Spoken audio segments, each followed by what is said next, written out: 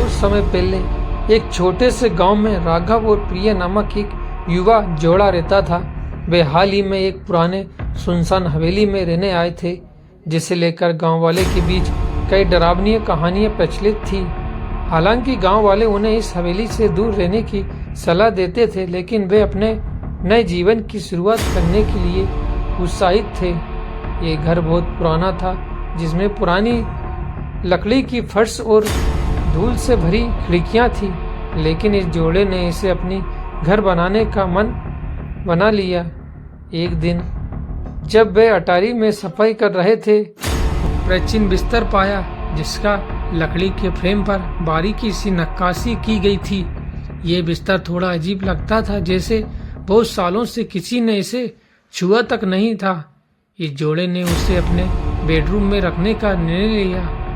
वह रात प्रिया के लिए अजीब सपना लेकर आई। उसने देखा कि एक औरत जो एक फटे पुराने सफेद साड़ी में थी, बिस्तर के पैर की ओर खड़ी थी। औरत ने बर्फ जैसी आवाज में कहा, इस जगह को छोड़ दो, वरना तुम कभी भी जीवित नहीं निकल पाओगे। प्रिया का दिल जोर से धड़कने लगा और वह डर से जाग गई। कमरे में चारों ओर अंधेरा था, लेकिन औरत कहीं नहीं थी।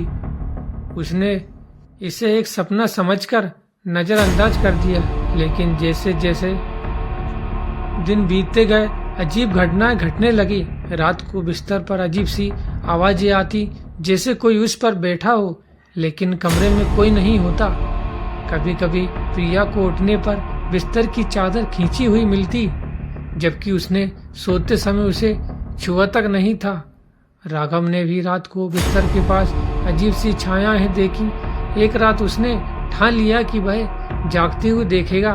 उसकी आंखें चौखट थीं और उसने देखा कि वही औरत जो प्रिया के सपने में थी, सचमुच बिस्तर के पैर में बैठी थी। राघव की आंखें डर से भर गईं और उसने तुरंत प्रिया को जगाया। दोनों को अब समझ आ गया था कि इस बिस्तर के साथ कुछ गलत है। वे गांव वालों से पूछते हुए जान पाए कि वह बिस्तर एक शापित बिस्तर था। कई साल पहले यहाँ एक महिला की हत्या हुई थी और उसकी आत्मा इस बिस्तर में फंस गई थी। राघव और प्रिया ने तय किया कि वे इस बिस्तर को हवेली से बाहर निकाल देंगे। जैसे ही वे उसे हटाने लगे, वह औरत फिर से प्रकट हुई और अपनी बर्फीली आवाज में बोली, तुमने मुझे मुक्त किया है, अब तुम बच गए हो और अब तुम्हें यहाँ कोई दिक्कत नहीं रहेगी। तुमने मुझे मुक्ति दी है, इसके लिए धन्यवाद। उस दिन के बाद से हवेली में सब कुछ शांत हो गया और राघव प्रिया को अब कभी भी उस बिस्तर की भूतिया घटना का सामना नहीं करना पड़ता।